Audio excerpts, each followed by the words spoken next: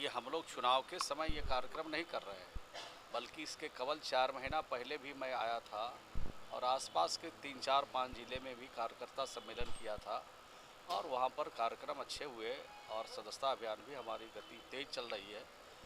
तो हम चुनाव के देख कर के काम नहीं करते हैं, लेकिन देश के सामने जो अभी परिस्थितियाँ हैं, जो चुनौतियाँ हैं, उसके लिए अपने कार्यकर्ताओं को तैयार जरूर कर रहे हैं।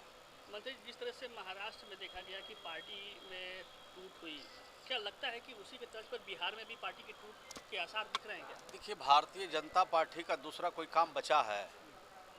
दूसरे पार्टियों को तोड़ना है, पार्टियों को तोड़ तोड़ करके अपनी क्षमता को बढ़ाना है और वो बढ़ाते रहते हैं। उसकी चिंता न हमें है और न इस संगठन चलाने वाले लोगों को है। पार्टियां टूट रही है, टूटेगी, उसकी चिंता नहीं करनी है।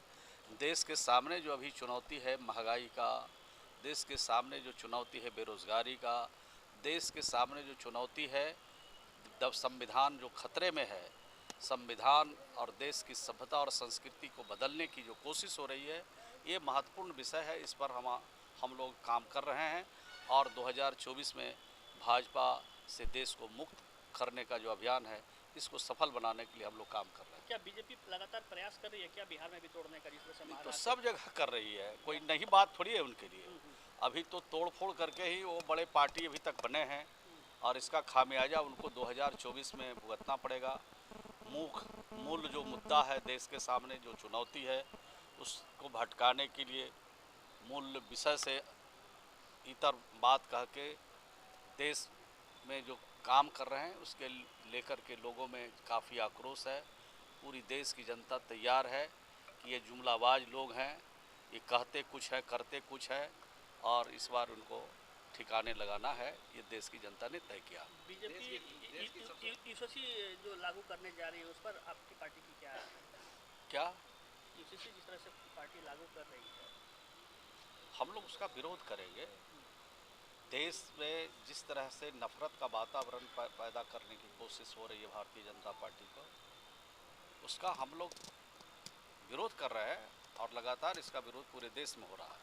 मंत्री जी, जिस तरह से आपकी विपक्ष जो है एकजुट हो रहा है और तमाम ऐसे संकेत दिए जा रहे हैं पूरे देश भर में, लेकिन जो देश की एक सबसे बड़ी पार्टी है मायावती बीएसपी, वो आपके साथ क्यों नहीं है और क्या उनको लाने का कोई प्रयास हो रहा है आपकी तरफ से? समय आने पर सभी पार्टियां एक होगी। जो देश के अंदर जो महंगाई है, भ्रष्टाचार है, बेरोजगारी है, देश की संपत्तियों को औने पौने भाव में चंद मुट्ठी भर लोगों के हाथों में जो बेचा जा रहा है और ख़ास करके जो गुजराती लोग हैं पूरे देश पर जो हावी हो रहे हैं, उससे पूरे देश में चिंता का विषय है और इसको लेकर सब लोग गोलबंद हो तो गए। बैठकों में मायावती का ना आना और ना अब बुलाना, आने वाले इंतज़ार कीजिए, थोड़ा वक्त दीजिए, आने वाले समय में वो भी होगा जो आप बोल रहे हैं। क्या उनसे कोई बात चल रही है क्या मायावती से किसी तरह की गठबंधन को जो लेकर? मायावती से कोई बात हुई है इस मुद्दे पे? जो भाजपा से भारत को मुक्त देखना चाहते हैं, वो सब पार्टियां एक साथ आएंगी और आने वाले समय में सब एक होकर के चुनाव लड़ेंगे। जेडीयू विपक्षी दलों के मोर्चे का अगुवाई कर रहा है, तो क्या उत्तर प्रदेश में होने वाले 2024 के लोकसभा चुनाव में जेडीयू विपक्षी दलों के साथ मिलकर चुनाव उत्तर प्रदेश में लड़ेगी? अभी तो जो सामने चुनौती है 2024 का, उसमें सब लोग मिलजुल कर लड़ेंगे, एक के विरुद्ध एक उम्मीदवार होंगे और अभी तो रणनीति बनाई जा रही है। अभी तो एक ही बैठक हुई है, तब इतना छन्न मन हो रहा है पूरे देश में, और जब दूसरी बैठक हो जाएगी तो भारतीय जनता पार्टी पूरा बेचैन हो जाएगा। पूरी तरह से उनको लगेगा कि सत्ता मेरे हाथ से निकल गई। अभी तो एक ही बैठक में बेचैनी उनको होगी। तो मोदी के खिलाफ आप कुछ चेहरा दे पाए हैं क्या अभी तक उनके समक्ष सामने? अभी तक आपके पास कुछ अभी तो सभी लोग एक हो रहे हैं, चेहरा सामने आ ही जाएंगे।